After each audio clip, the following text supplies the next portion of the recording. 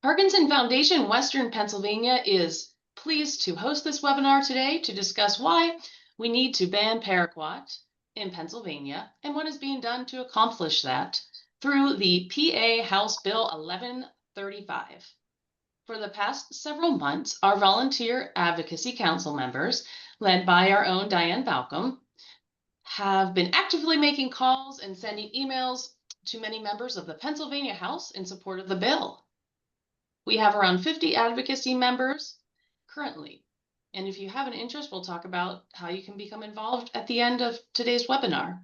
We greatly appreciate all of these efforts. We look forward to getting an update today from our PA State Rep, Natalie Mihalek, who is the author of the House Bill 1135 and is joining us today. Thank you, Representative Mihalek, for making the time. And she will kick off this webinar, and then there will be about 5 minutes for questions, and then we'll move on to Geoff Horsfield from the Environmental Working Group, and then Meg Ringler, who is an advocate. Mark Giaquinto, thank you for joining. Just wanted to mention, Mark, that he is really spearheading this advocacy council with Diane and Christine's assistance. We appreciate the help. And why did I say doctor? We'll say doctor, just kidding. Natalie Mihalek. She was elected in 2018 to represent Pennsylvania's 40th legislative district. She is a U.S. Navy veteran, former prosecutor, and small business owner. She served in the Navy's elite nuclear power program before earning her bachelor's and law degrees from the University of Pittsburgh. Mihalek advocates for veterans, public safety, limited government, and combating the opioid crisis. In the 2025-26 session, she serves on the Children and Youth, Energy and Liquor Control Committees and the Consumer Protection, Technology and Utilities Committee, where she introduced House Bill 1135 to ban Paraquat in Pennsylvania. She lives in Peters Township with her husband, Jeremy, and their 3 children. Thank you, Representative Mihalek. Thank you so much for having me. Everything but a doctor on there. You're more than welcome. But I'm so appreciative of you all putting this webinar together to educate other members of the community on why this is so important. And of course, for your advocacy, as well as the Environmental Working Group. I know you're going to hear from them a little later, but they've been really, really helpful over the past few years that I've been working on this entire package called the Pennsylvania PA Healthy bill package. So just a little bit of like how I got started into this body of legislation. I had been a former prosecutor, as was noted. My bread and butter bills were really domestic violence related or things that I saw in the criminal code that once I got to the legislature, I knew I wanted to change or improve. And that sort of became my wheelhouse. Had a 40th birthday somewhere along the way. Things were a little bit different as far as, what I was eating and how I was feeling. Ended up deep inside of a rabbit hole that I've not come out of, probably about 5 or 6 years ago now. Wanted to be more aware of what I was putting in my body, what my children were eating. And it's astounding to me how little we actually know about what we're eating. So one thing led to another. I saw that California had become the first state in the nation to pass a food safety bill. And I was a member of the Pennsylvania legislature at the time. And I think, like a lot of folks, we automatically assumed that those things would be handled by the federal government. And once I saw California do it, I thought, well, I know we have someone on the call today with the Do Something logo on her shirt. I said, I need to do something. Thank you, because this is just crazy what we're ingesting. And I think we're being bombarded with chemicals from all angles. And it's not just our food. Of course, it's the pesticides and the herbicides, as well as additional environmental factors. So I actually reached out to EWG. They were one of my first phone calls. I called the Assemblyman's district office in California, and I said, I'm nobody from Pennsylvania, and I want to do something. I want to help on in my side of the country and show the federal government that we really need to clean up our act. And we're looking at all of these chronic diseases diabetes, fatty liver disease, of course, cancer and Parkinson's, and all these really horrible things that are attributed to what we're ingesting and what we're exposed to. And they connected me with the environmental working group, and it's been a couple of years, and they've been a wonderful partner in this endeavor. I had a couple of bills last session. We have 2-year sessions in the Pennsylvania House, and I had a couple of bills last session, didn't address Paraquat. This time I went a little bit bigger and did the entire package of health EPA bills, and we have 8 bills in the package. And one of them is House Bill 1135. It's sitting in the Consumer Protection Committee right now, and that of course is the Paraquat ban. As you probably all already know on the call, 70 countries across the globe, including ones that manufacture Paraquat, actually don't allow it to be sprayed at all. And in Pennsylvania, it's about 1.3% of all the pesticide being used in the Commonwealth. So to me, it's the lowest hanging fruit in that family. Of course, there are other things that we need to address somewhere along the way. But to me, this is easy. This is a layup. It's been, really frustrating to have introduced the bills, almost a year ago now, and have no movement. We were able to do a hearing in the spring, which was great. And we had, really powerful testimony with regard to all of the bills, including House Bill 1135, very powerful testimony from Meg, and, what has been going on with her husband.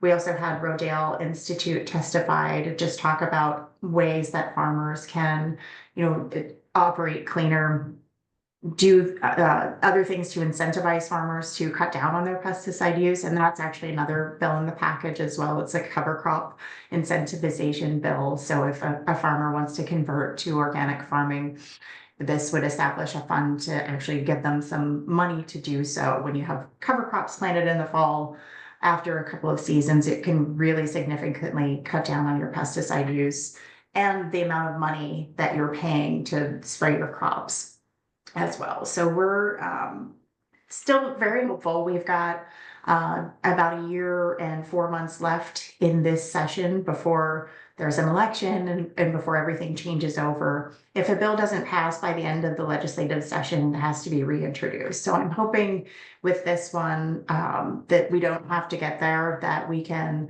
lean on advocates like all of you that are on the call today to help us convince our leaders in the Pennsylvania House as well as the Senate to actually get this done. So just some things that, you all can do. I know you're on here for advocacy purposes, but establishing relationships with your legislators can be really helpful. If you don't have a personal story to share, that's perfectly fine. I think it's important to just put still a personal touch on it, why you're advocating for this thing, whether it's House Bill 1135 or something else later on down the line. And we have constituents come into the office all day long, every day, and tell us, what's on their mind. And it really does make a difference. And we are listening. I have, I think, roughly 42 co-sponsors on the Paraquat bill, and it's almost split evenly down the line between Democrats and Republicans. So there's wide bipartisan support. What I need right now is for leadership to make it a priority. So it's sitting in the House Consumer Protection Committee right now. The chairman of that committee is Danilo Burgos. He's from the Philadelphia area. I know that the Michael J. Fox Foundation had helped get a few constituents to reach out to his office to just encourage him to run the bill. The House leader is another gentleman from Philadelphia. His name is Matt Bradford. And I don't know that we've had anyone specifically from his district. I know that we've had some outreach done to his office, just advocating for this, because he could ultimately lean on the chairman and say, hey, we need to get this done. And he could instruct the chairman to do so. So right now it's sort of up to those two men to get this ball moving in the Pennsylvania House. And I'm sorry, my computer decided to refresh a page there, so I hope I didn't cut out. My Plan B, I suppose, if you want to call it that, if by the end of the year I'm unable to get any movement on it in the House, and I'm talking about getting it both through committee and the House floor, that's where every House member would vote on it. My plan B is to lean on some members of the Senate who I know are very interested in this topic as well, and see if they could get it moving there, and then have the House be, the secondary chamber to vote on it. So with that, I would love to open it up to any questions to the audience and to the advocates on the call. Thank you, Representative Mihalek. It looks like there are two questions that have been submitted through the chat, and then we'll open it up from there. Okay. Why isn't this a national initiative versus just at the state level? Should be a national initiative. My only power is within the Commonwealth of Pennsylvania and in my tiny little district south of Pittsburgh. So I'm doing what I can, and I know the thought. I've talked to other legislators all across the country on the mostly on the food safety, as well as a couple of the pesticide bills that are out there. And our thought is, if enough states act, the federal government will be forced to act, because these companies don't want, and farmers included, they don't want 50 different sets of rules. And I get that. That's fine. But the reality is the EPA is only reviewing this information once every 10 years. And please correct me if I'm wrong on that. And it looks like maybe some of the regulations are being rolled back. And I think that's a huge disservice to the American public. I think it's a detriment to our health. And to just hear that, just a few weeks ago, this pesticide liability clause passed through a committee in the federal House of Representatives, that's really concerning to me. It tells me, number one, maybe our federal representatives aren't even aware that that's in there, because it's loaded into an appropriations bill. So I think it's really important to do that outreach and talk to the members of that committee as well as the full Congress.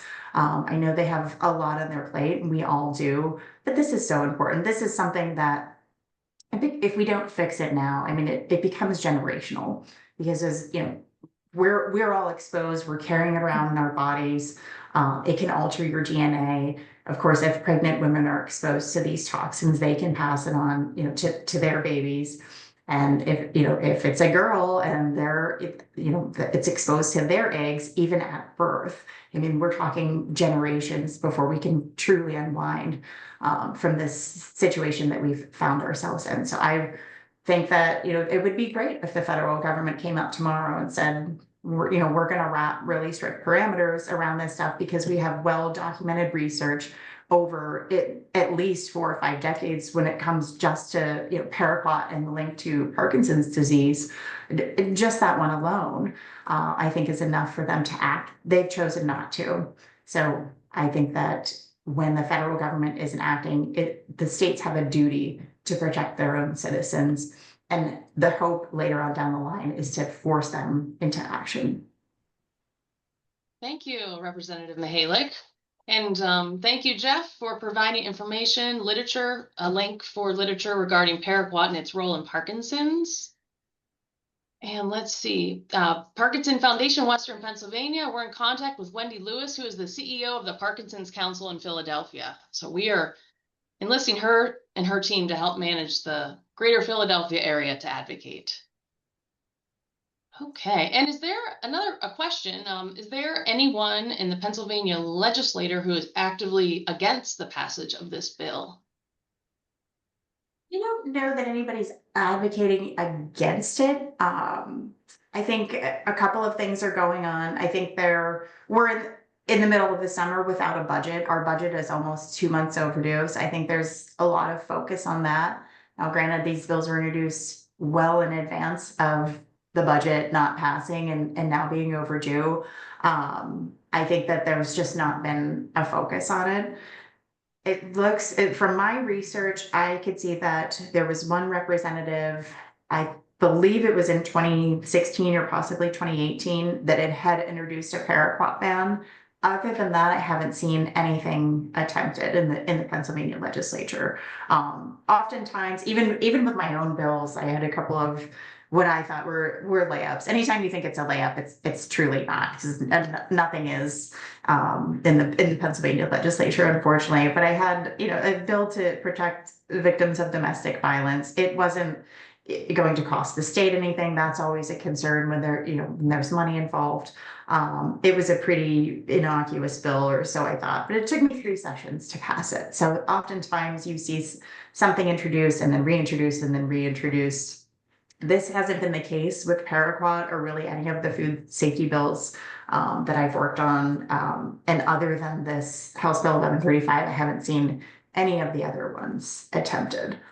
I will say this, when I first went down my rabbit hole that I spoke of, it was really glyphosate was like the thing that stood out to me the most. And it turned out that thought I was gluten intolerant. I had just been feeling bad for a couple of years and took, many tests and trial and error and process of elimination, a diary of, my food and everything.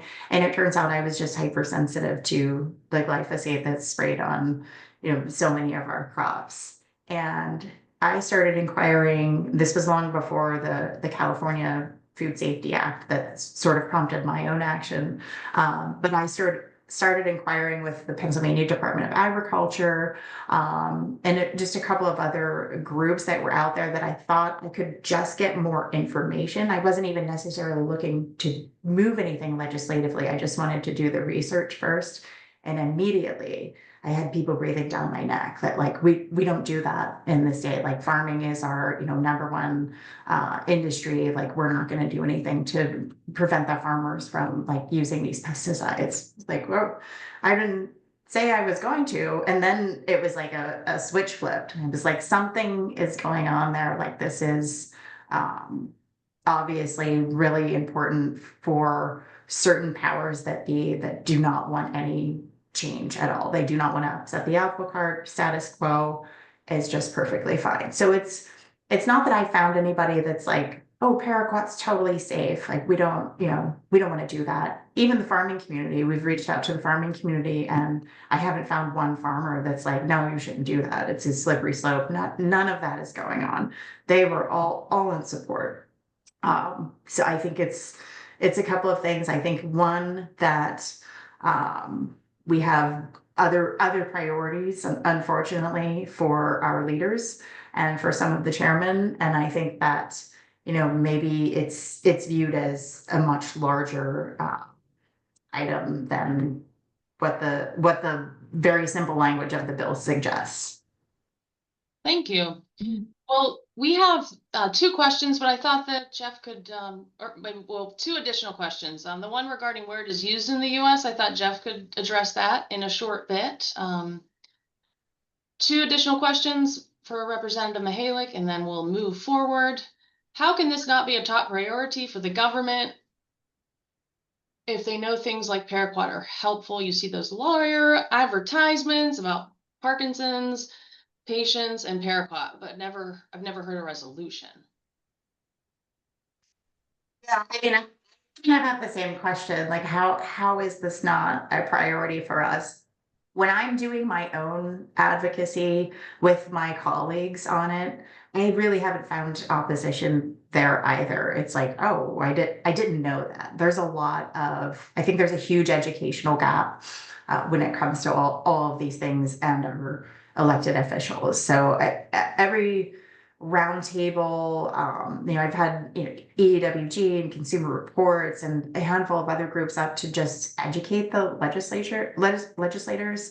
And everybody does seem receptive. It's not, I'm saying it as a legislative body and really our leaders, that it's certainly a priority for me. This has become, the healthy PA package is my number one legislative priority and will continue to be until I can actually make a positive change in Pennsylvania. But I would ask the same questions of my leaders. How is this possibly not a priority for you? Thank you for all of your work. And the last question for you, Dr. Mihalek. I keep saying doctor. I don't know. Representative. You're the first representative that's been on one of our webinars.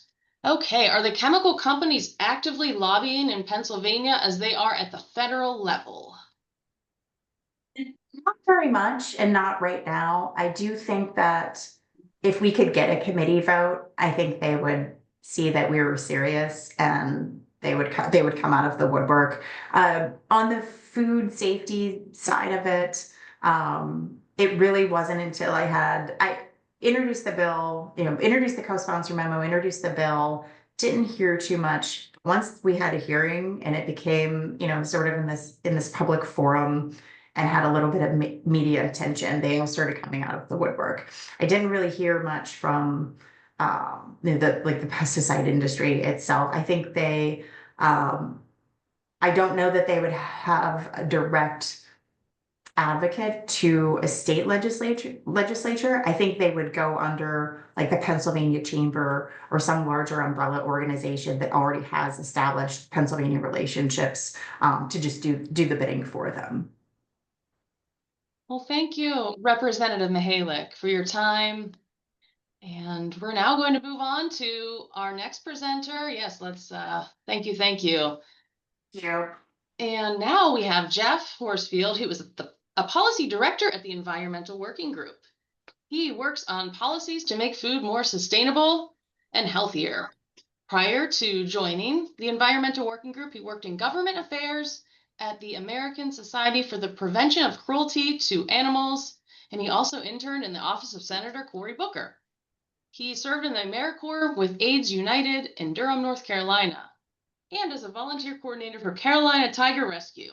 He holds a bachelor's degree from Gettysburg College and a master's degree in public policy from the College of William and Mary. Thank you, Geoff. Right, well, thank you, and thank you, everyone, and thank you, Representative Mihalek, again, for your leadership and for, I think, bringing so much more attention to this issue. I think there were a few questions in the chat that I was planning on getting to in my little spiel, but if I miss any, please feel free to hop in and remind me or to backtrack. I will also take this opportunity to just give a shout out here to website banparaquat.org. There's a ton of helpful information in there, including some of those links, including a map looking nationally on where paraquat is sprayed. I'll give a little bit of additional background and some of the numbers around what crops it's primarily used on, but I'll say it's mostly used in cotton, peanuts, and vineyards is another big one. And while, again, having spent a lot of time in Pennsylvania, including at the Gettysburg Winery, I will mention that those aren't really crops that Pennsylvanians rely on. I'll also mention that there are plenty of countries that have banned paraquat, such as the European Union and those jurisdictions, that also produce some of those crops. So I think that, say, France and Italy and Spain and Germany, their wine industries have probably made out okay, even though those vineyards aren't using paraquat. So there are plenty of alternatives. There are plenty of processes available. Just again, by way of background, I want to thank you all for joining us and joining this fight to ban paraquat, which has been linked to Parkinson's disease and other health harms, including various types of cancer, including non-Hodgkin's lymphoma and thyroid disease. Paraquat, as mentioned, is a highly toxic weed killer. It's used on fields and orchards, but it's banned in over 70 countries, including China, Brazil, the European Union, and while it is not banned in Canada, there are currently no products registered for use in Canada because of how toxic it is. Paraquat is mostly used right now to clear fields before planting crops such as corn, soy, cotton, almonds, peanuts, and wine grapes. I will mention that the human cost of paraquat is severe. Peer-reviewed research shows that exposure to paraquat, particularly when sprayed within 500 meters of homes or workplaces, more than doubles a person's risk of developing Parkinson's disease, which, as you all know, is a progressive, incurable neurological disorder. Even small chronic exposures through air drift or contaminated dust can accumulate and pose significant health risks. And I said 500 meters. You all probably know that the setback requirements in Pennsylvania for pesticide applications is much smaller in not just Pennsylvania, but in every state, are typically less than 500 meters. In terms of research, a lot of folks have really led the way on this, including since 2024, more and more research shows out. Dr. Beata Ritz from the University of UCLA shows that even people in the community, not just those who are applying it, have increased rates. And her research has really drawn the comparison to secondhand smoke, right? Where people who are spraying Paraquat are the smokers, and people who live nearby are absorbing that kind of secondhand smoke. We've mentioned his name a few times, but Dr. Ray Dorsey as well, who's literally written the book on Parkinson's disease, mentions that inhalation of Paraquat has really impacted the brain, and then ingestion, either again through body first or skin contact, leads to the development of Parkinson's. So there's multiple routes of exposure. And there's more and more research showing that Parkinson's is primarily an environmentally caused disease. So I think that the link to Parkinson's disease is clear from Paraquat. People who work in or live near fields where it's been sprayed are twice as likely to develop Parkinson's disease. This includes farmers and farm workers in Pennsylvania, including a man by the name of Larry Wiles, and I'll share his story a little bit later, including a link in an interview that he did. Paraquat is connected to other health risks. I mentioned non-Hodgkin lymphoma, as well as thyroid cancer and other kidney diseases, including leukemia, particularly in rural areas. We mentioned this as well, but very few American farmers even use Paraquat. Nationally, it's about 1.5% of all herbicides used. It is rarely used in major commodity crops like corn and soybeans. In Pennsylvania, it's less than 1.4% of all corn. It's less than 2% of all soybeans, 0.3% of all fruit and vegetable acreage, 1.1% of all orchard and grape acreage. So overall, it's 1.3% of all pesticides used in the state. So we know that removing something like this from our food system, from our rural communities, can go a long way to protecting health while not necessarily impacting farmers at our bottom line. So our estimate is particularly true around apples. There's been a lot of talk around Paraquat and apple usage in Pennsylvania. Our kind of best guess is that, again, the majority of apple orchards and apple acres in the state don't use Paraquat. Only about 20 to 24% are sprayed with Paraquat. Almost 80% of the world's apples, though, are grown in countries like China, Brazil, the European Union, where Paraquat has already been banned. So farmers have plenty of alternatives other than Paraquat, including other herbicides or organic methods that don't include this type of exposure.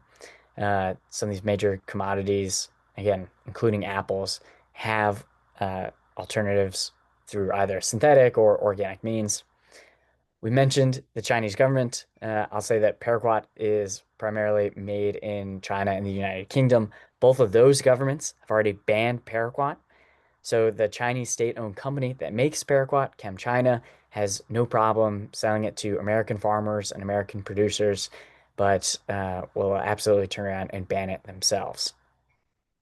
I'll also say that companies have known this for a while. So since the 1960s, Paraquat has been linked to weakness and incoordination in rabbits and rodents connected to signs of Parkinson's disease.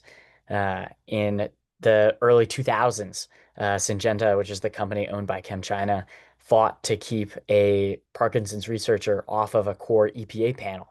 And this over and over again, we see the companies, we see their industry groups like CropLife kind of shield themselves in the cloak of a farmer, and they'll say that, oh, you're trying to take tools away, or oh, we're not really sure that there's this connection, because these companies are trying to replicate the same playbook from the cigarette companies of the 60s and 70s, where they're spreading doubt, they're spreading misinformation. They're saying, oh, why are you attacking American businesses? Why are you attacking American farmers? When really what this is about is it's about protecting American farmers. Farmers shouldn't have to farm in a hazmat suit. And removing Paraquat is one step along the way. I mentioned the banparaquat.org website. You can see there a map showing Paraquat usage in the United States, including in Pennsylvania.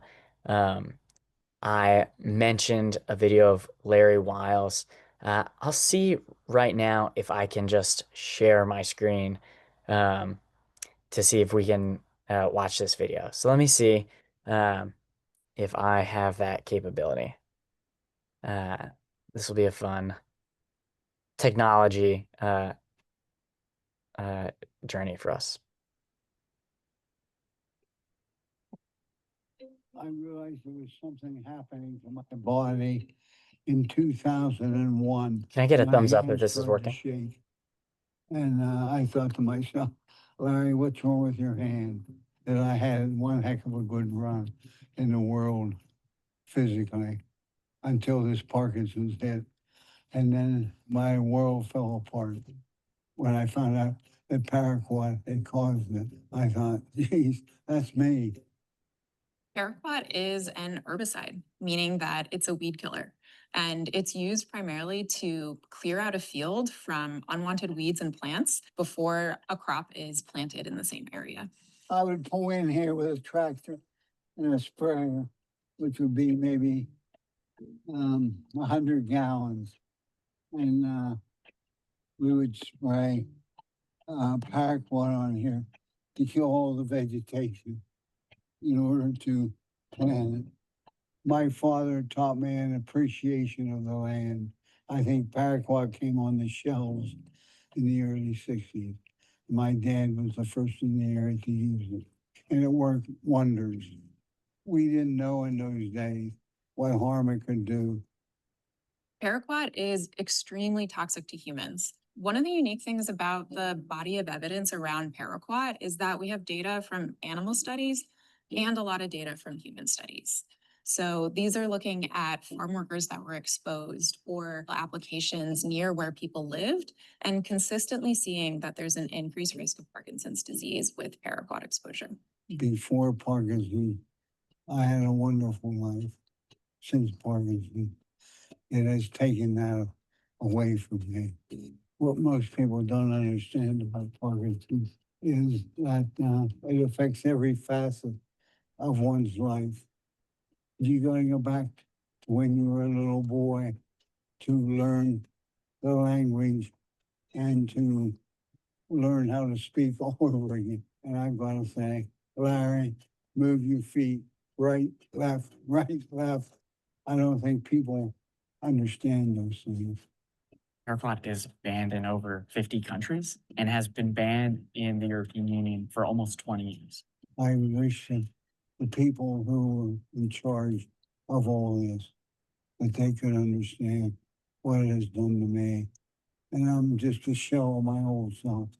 I would say you government agencies have failed us. You failed the almighty farmer. You try very hard to produce the food that you eat and drink. Now all you have to do is look at my life and you can see what it can do to a person who spread those chemicals on the land. I'll pause it there. And I think that, Larry's story is so representative of what so many farmers and folks exposed to paraquat have faced. The other thing that I will just point out about that video is you can see that Larry and his family are still farming. Right? They stopped using paraquat years ago when his diagnosis came out. And that now they are continuing to produce and feed and farm their land and work. So it's not an end all be all. And one question that we occasionally get is, surely if paraquat is applied safely, if paraquat is applied according to the label, that it must be safe. I'll say that Larry applied paraquat correctly for years and years. Again, he is one of countless stories of farmers being unnecessarily put at risk. So even when farmers are applying this according to the label, according to EPA instructions, they still run the risk. So a question was asked earlier, well, isn't this a national issue? So knowing all these safety risks, EPA and states have taken additional restrictive steps. But an EWG investigation found at least 18 times between 2018 and 2023 of paraquat safety violations in Pennsylvania. So this includes everything to people spraying without PPE, the protective gear, pesticide drift occurring, or sales without proper licensing, where either the sellers aren't licensed to sell Paraquat or people are buying it who don't have a license to spray it. So even with all these restrictions, Paraquat, there's no way to guarantee that everyone is applying it according to the label every single time. So that's one of the reasons that it's banned in so many other countries. And these findings align with other research showing that off-label use of Paraquat and other pesticides is common, and that pesticide misuse in general is likely underreported and under-enforced. So surely EPA then would step up, right? Why isn't EPA taking the steps necessary to ban Paraquat? The representative mentioned this, but EPA is only required by law to do what are called human health risk assessments every 15 years. The last completed human health risk assessment that EPA did for Paraquat was in the early 2000s. So we are waiting on EPA to take action. But if we're waiting on the federal government to take action, then we're going to be holding our breath for a long time. A new human health risk assessment on Paraquat from this EPA is years away. And in the meantime, we see that EPA continues to rely on industry studies in all of their analysis, that this EPA has continued to put industry-affiliated lobbyists and their associated scientists into positions of power at the EPA, and that EPA is not coming to save you. They have continued to downplay this research and delayed the review of Paraquat for years. The only solution right now is for states to step up and to take the action necessary to ban Paraquat. So I'll just say that HB 1135 is a science-based, common sense approach to public health and environmental stewardship, and we urge additional support for this critical legislation. I will pass it back to Casey. Thank you, Geoff. That was a very compelling video in particular. Thank you for all that you're doing. Let's see. Any questions for Geoff before we move on to hear from Meg?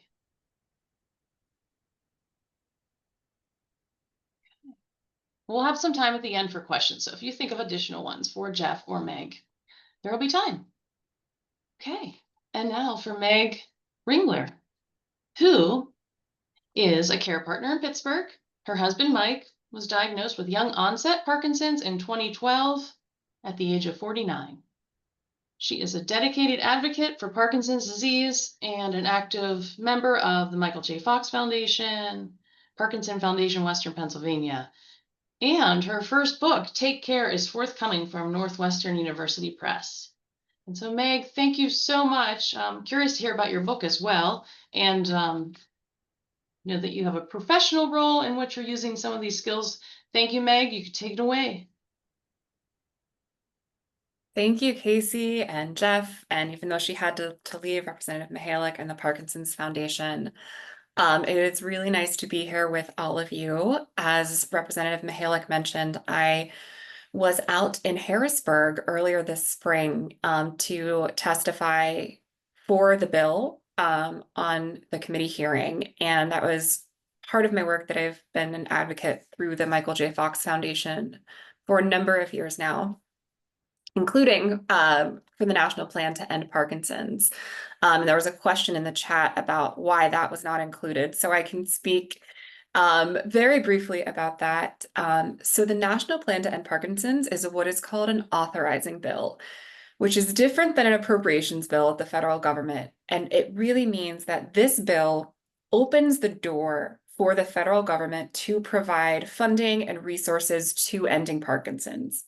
So it was a no-cost bill to the federal government. It didn't make any big changes in terms of banning substances, guaranteeing a certain amount of research, but it established a cross-country strategy, an advisory group that will include people with Parkinson's, care partners, scientists, researchers, to say, how can we best do this at a statewide or at a countrywide level as opposed to state by state? So hopefully, as this starts to really get underway and the group starts to do its work, it's an avenue for things like this to be raised at the federal level. but it didn't do any actual banning, appropriating of funds, anything like that in the work itself. And I'll drop a link that has some more resources on that from the actual professionals who do this kind of lobbying work. But it's a really good question, because it took me a while to understand what I was advocating for when I did that work. So as I mentioned, I was out in Harrisburg, and I'm going to share a little bit of what I shared when I testified, and leave a lot of time for questions. As Casey mentioned, Mike was diagnosed when he was 49 years old, which is actually before I met him. We really have no way of knowing what the cause is, or if there even is a singular cause of his Parkinson's. But what I can tell you is his family has no history of the disease, but he did grow up in a rural Pennsylvania town close to the center of what we are now calling the Parkinson's belt. If you're not familiar with that term, it refers to an area pretty similarly mapped to the Rust Belt. There's also one in California, and it's a place where there's really a lot of intersection, often between farming and industry, and these kinds of pesticides and other industrial chemicals that they are finding can have these environmental triggers. We also know that Mike's father was stationed at Camp Lejeune before Mike was born. And during his years working for the U.S. House Appropriations Committee, he traveled to many places with heavy pesticide and herbicide use. And as has been said again, and I just really want to reiterate because I think it's so powerful, there is extremely clear evidence linking Paraquat to Parkinson's disease. People who live or work near these fields where Paraquat has been sprayed could be twice as likely to develop Parkinson's disease. And that's looking at study data from the NIH in comparison to those who applied other types of pesticides and then went on to develop Parkinson's disease. And one of the things I love about working with both the Fox Foundation and the Parkinson's Foundation of Western PA is their recognition that this isn't only affecting those living with the disease, but the friends and family of those. If you are a care partner on the call today, you know the cost is not only emotional, but financial. Women with caregiving responsibilities are estimated to lose several $100,000 in lost earnings and potential earnings over their career. I myself have considered possible promotions and thinking about, could I balance those with care responsibilities? I was headhunted for a job that would take me to a rural part of the state. I thought about the lack of availability of neurologists there. So it's really not only affecting our patients and families in Pennsylvania, but our overall economic prosperity and the labor infrastructure. You know, we're really lucky that Mike is able to work still. As I mentioned before the call officially started, he's actually a federal lobbyist himself. His disease progression has been slow so far, but it's not a linear disease, and we know what the ending looks like.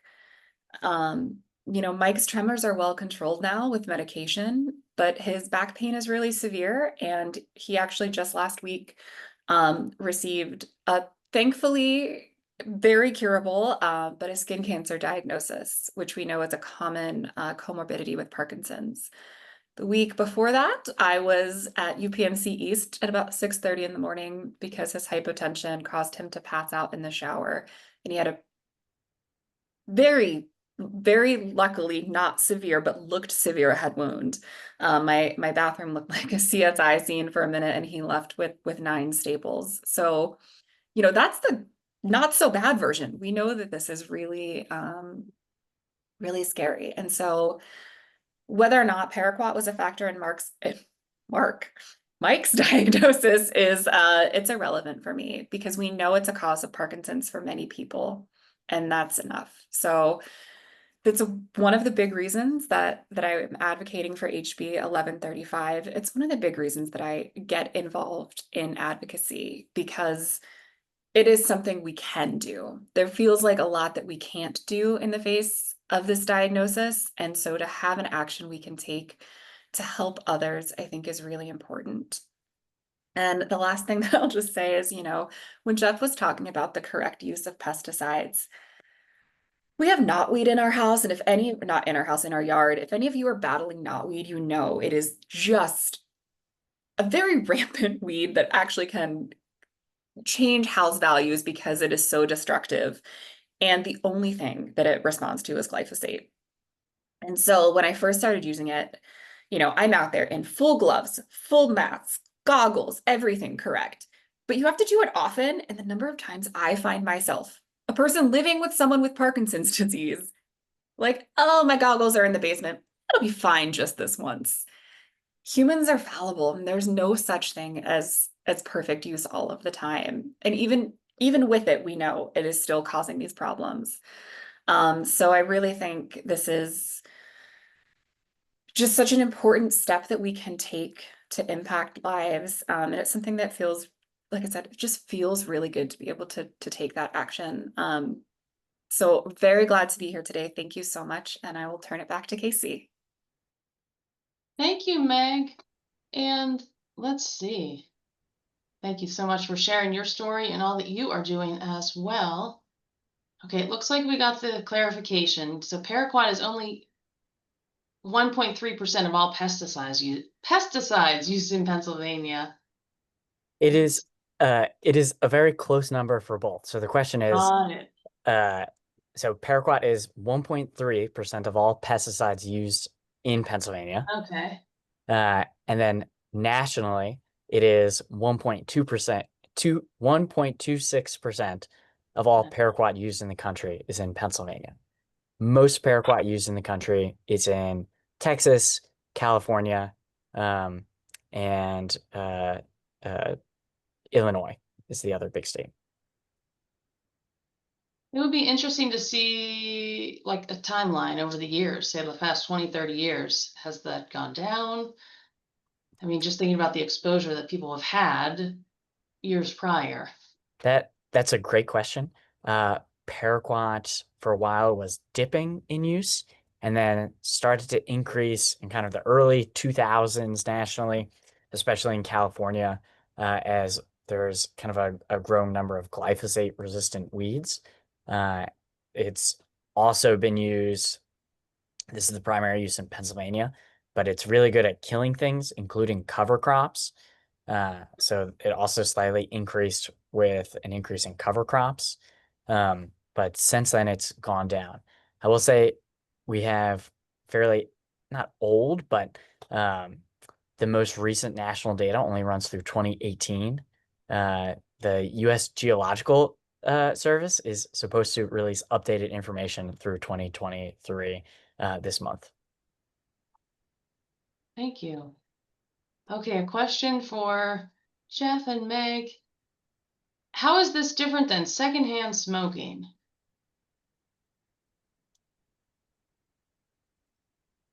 I am happy to answer. I don't think it's very different at all. It's the case where, farmers are using something. Well, I guess one of the differences would be that generally, even the people that smoke, if there are any smokers on the call, probably know that it's not good for you. I think the difference is that many folks who are applying paraquat probably don't know how harmful it is for them, right? The companies that make money selling this aren't going to tell you about it. The people at CropLife aren't going to tell you about it or within the industry. So I think in a lot of cases, it's, you go to the store or you hear from your state ag department, or you hear from a land grant university, or you hear from your neighbors, hey, I use Paraquat or I contract with this company and they spray something and it does a really good job. So that's really what kind of the first thing they hear about, or the first kind of area of concern that they're going to apply something and use. And then, I think even myself, just a few weeks ago, I went to Home Depot and I bought something for, the ants, the fire ants around our house. And, I started applying it. And then I actually look at the label, and in like small print, it has all these additional instructions. Only apply if you have gloves on. And it's like, oh, I was applying this without gloves on. Okay, I'll go get gloves. And then I look at one of the ingredients and I know, oh, that's actually a PFAS. And if I put this here, then I'm going to expose, there's one garden bed that we want to use for, growing some tomatoes. And if I apply it here, then those tomatoes are going to have PFAS on it. And I don't know that unless you read the small print. And this is an area that I work in. So I think a lot of the times this information just so hidden and so not clear. And I'll just add to the question of how people cannot know. I think there's so much for us to know is a thing that I see very often in advocacy. As we were, having some of these conversations, as the video was being shown, they talked about a lot of this research is done in animal models. A lot of this research was federally funded. Both of those things are currently under attack at state and federal levels. There's also other pesticides and chemicals that we know have these effects, but maybe more broadly used, may face more resistance. So I think doing something very specific and targeted with Paraquat is a chance for us to help people know about this thing, develop a strategy for getting this as a win, and then start to look at some of these other things. As much as I think we would love to look at everything all at once, being able to identify the things we can most easily achieve that will make a real difference is such a powerful strategy. Thank you for adding that, Meg, and that makes sense. One step at a time. There's another question. Do we know the half-life of paraquat in the ground? That's a great question. It's particular. There have been some studies. I will say it's not clear if the half-life is just a few weeks or a few years. But it's the primary exposures through paraquat are kind of that immediate application, as opposed to other herbicides that maybe linger or can last in water or last on food. The representative mentioned glyphosate. So glyphosate is really known for having a lot of like pesticide residue on products, like oatmeals or other things you can test, and they'll have glyphosate on them. And that's not really where exposure to paraquat comes in. So I think, to be honest, maybe that's one of the reasons that people haven't heard about paraquat so often. It's, people at the grocery store aren't seeing exposure to paraquat. It's the people who are working on farms, it's the farmers, and it's the people who are living nearby. I will mention, though, that paraquat is also had been used on golf courses for a number of years until 2021. So there's also exposures through there. There's also exposures to laborers and workers because paraquat can be used as like a road clearing or railroad clearing application too. So there are other kind of beyond agricultural uses of paraquat where people are exposed. Thank you. There's another part to the question. Are there any heat maps that show those with Parkinson's overlaid where pesticides, well, and herbicides are used? That's kind of a tricky one because there's a lot of like protected data, obviously around like Parkinson's disease. So there've been some studies. I will say most paraquat is used in California's Central Valley, and Central Valley is known as Parkinson's Alley. So there's, I think, a fairly close one-to-one where a lot of paraquat is used. In Pennsylvania, paraquat is mostly used in kind of south central PA. And I've not seen recently that they're overlaid together, but in doing the research for my book, you can find those things separately to some extent, and it is not hard to see the correlation. Mm-hmm. May I add one thing? Another part of our advocacy is trying to get a registry in the state of Pennsylvania. And so we know where to go to help people, but across the country, there is very little knowledge about the number of people with Parkinson's disease. The numbers from Michael J. Fox Foundation differ from the Parkinson Foundation. And we know that in our area, we say we have 18,000 people in our 22 region area, but we know that that's just a fraction of those who have been diagnosed. So it's hard to do that overlay if you don't know where the people are who have it. Thanks, Christine. There's a comment. Let's see. I would compare this more to asbestos. Useful but deadly, and the industry has shut its eyes. Yeah, I think that the industry knows about it. It's not their own eyes that they're shutting, it's EPA's. And they're the ones, there's been some great reporting. It's called the Syngenta Papers about how the company worked to kind of suppress a lot of this information. And even now, it still fights. There's a question earlier about, if so many people are getting it, or I think I've seen in the news things around like Parkinson's and Paraquat lawsuits. So those cases are still ongoing.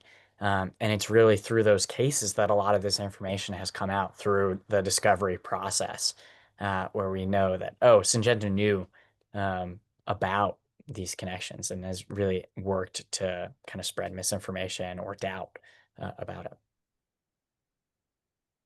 And another comment, thank you. It was used in the marijuana suppression at the behest of the US government back in the 70s, mainly in Mexico and South America.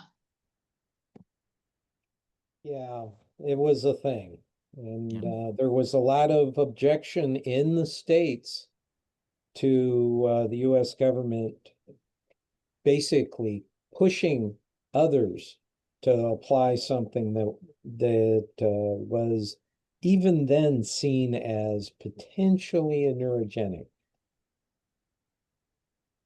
Thank you for adding that, Rob. And Meg, thanks for sharing the information about the national plan to end Parkinson's. She included a link. Gosh, I have a question. So, what are some of the other pesticides and herbicides that are harmful for us? I mean, this accounts for a smaller percentage. So there are definitely other ones that are being used. Yeah, there's a lot of research out there showing things like glyphosate that's been mentioned. Atrazine is another one that's banned in a lot of countries. There are literally dozens of chemicals that are banned in the European Union that are for sale in the United States.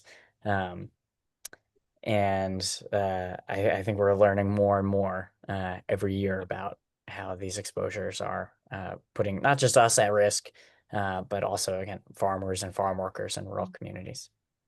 Absolutely. Thank you for the work that you're doing, and really appreciate the desire to protect, well, the whole Commonwealth, but especially the farmers.